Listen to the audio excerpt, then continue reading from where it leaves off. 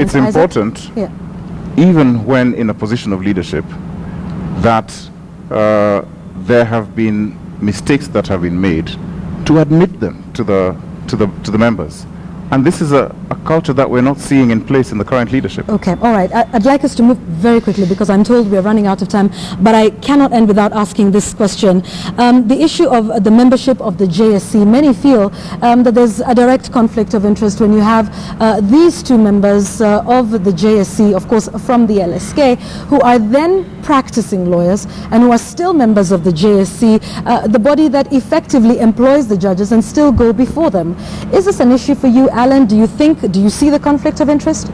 Yeah, personally, my personal take on this, I see a serious conflict of interest in that, because there was a ruling some time back when that issue was raised, and the judge said he doesn't perceive a conflict of interest. But the point we have to look at is this.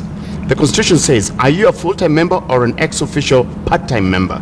That's the difference. If you're a full-time member, the Constitution says you cannot practice and at the same time sit in the JSC.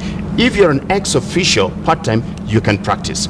But the question is, we need to establish, are you as an ex-officio member actually carrying out the role as a full-time member? It's one thing that needs to be interrogated. All right, James, I'd just like to ask another one. How many other statutory bodies do you serve? Just one. The Kenya School of Law. That is the only statutory body. But I wanted to also follow up. Yes. No, just quickly, because I'd like to get some issues very fast here. That's fine. So you are sitting in the LSK Council? I sit in the LSK Council, yes. And then you are the same appointing body? So essentially, you being in the LSK Council, appoint yourself? No, that's not correct. You know, the first thing that you must understand, Yvonne, is that as a member of the Law Society, I am a member of the Law Society first as an advocate. Right. And the council member becomes second. There is no provision of the law that says that when you are a council member, you cannot serve in a statutory body. Should that be that regulation? Because many see that as a conflict of interest. If you are sitting in the council that then decides to appoint certain members to other statutory bodies and your name comes up, naturally there would be a conflict of interest. Don't you think, James? It is not just council members that have been appointed. We have even appointed non-council members. But you are a specific council member, and you're also serving on a statutory body. So your name must have come up on the council to then appoint yourself and you know, to the Kenyan law. One of the provisions that the council look at is whether you have suitable. Nobody has raised a finger that James Agri Mwamu is unsuitable to serve on the Kenya School of Law. So it is fine if you're sitting in the same body that appoints you? But we have come up with regulations. In fact, regulations are being worked to regulate onto how members are going to be appointed in the boards. So that we, because you see, this has been raised in the AGM. And following that AGM, a committee was formed to come up with the regulations that will determine how this thing is done. So that you have public participation as is in the Constitution. Members send their names, interviews are done, and then they are sent. But you see, the Act is new.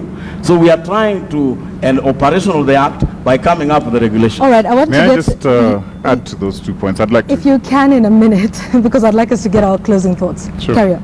Okay. With regard to the representation to the Judicial Service Commission, I think there's a problem. All right. I think there's a problem. And it hasn't been addressed. And I'm glad that my learned brother here, and Aled, also recognizes there is a problem.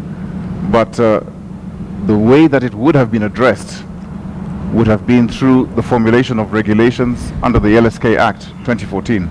That act came into force a year ago and nothing has been done.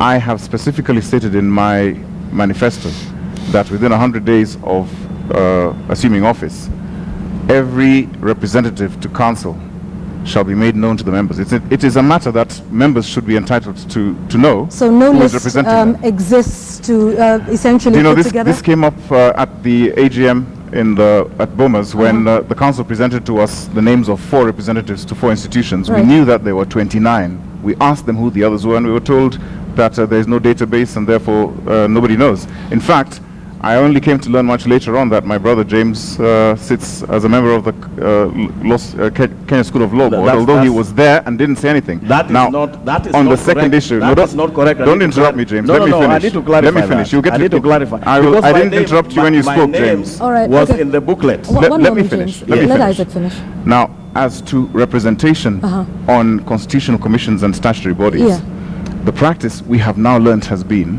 that this selection is made by council when the names of vacancies come up. The members are never notified. So whether or not one is suitable is not put to the members. Okay. The opportunity is not availed to the members. All right, but that will change under my presidency. Yeah, Very quick one, James. correct? Yes, please, My we need to name, get your in final fact, thoughts. I even gave a report. My name was in, unless my learned friend never read the book, my name was in the book as a representative of Kenya School of Do you have a database? Does the LSK have a database of all lawyers who are representing it in statutory bodies? May I have that?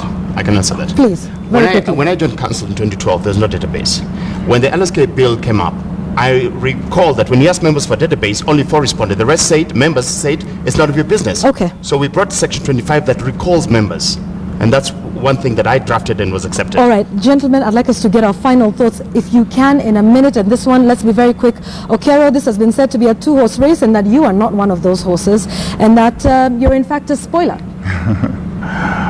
Yes, that was said at the very beginning, but I don't think anyone would say that now. Now, I'm coming in from the outside. I'm not a member of the council, and I represent a very much needed and critical change that will enable the Law Society of Kenya to reclaim its rightful position by allowing, first of all, a leadership that will embrace and recognize the very basic principle that the general meeting, the members, are the ones who are the supreme authority, and by allowing a leadership that will put into place all the regulatory framework within a specific period of time to expand the governance structure so that members can be involved, and allow a leadership that will, for the very first time in the history of the Law Society of Kenya, set up an internal audit mechanism so that there is transparency and accountability when members know what is happening with the fund money that they contribute to the Law Society of Kenya. James, how will lawyers and the members of the public benefit from your leadership at the helm, if you get it? One of the things that I'm going to do, which I don't think we have done very well, is strengthen the public interest litigation structure. You know, there are many things that are happening in this particular country. Roads are getting abandoned. Sometimes you find hospitals are not properly equipped. These are some of the cases that we can take on behalf of the members of the public. The issue of environmental degradation in this particular country is a very serious thing. And I think the Law Society can come in very, very handy to ensure that that is done. And finally, one of the things that I'm also going to do to help the members of the public is to stand with the members of the public in protecting the constitutional rights of the Republic of Kenya. Members of the Kenyan citizens need a president who will be able to protect their interests, so that when they sleep easy. Okay, all right, thanks. I hope they'll be sleeping easy tonight after your statement. Alan, finally, a minute, if you can. Very well. The most important thing is practice matters, and my track record of 15 years speaks for itself. I have been engaged in reform in the civil procedure, in the advocates' remuneration, in bringing about even the court-mandated mediation rules that are going to take place this year. I want us to increase our cooperation with the courts. Members and the public are tired of magistrates or judges who start court at 11:30 instead of at 9, which goes against the Public Ethics Officers Act.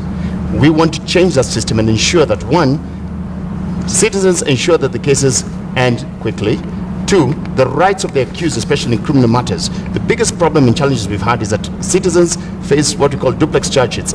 Illegal charges where your fine should be 1,000 shillings, you're exposed to a fine of $500,000. And that's one thing that we will take up immediately with the DPP to amend that. Because right now we've got about 24,000 Kenyans in remand. Half of them should not even be there in the first place. Half of them may not even know that if you face a fine of just a few thousand shillings or not imprisoned more than 6 months, you're not supposed to be in remand. Yet people are there. Okay. So that's what we're going to change. Okay, thank you very much.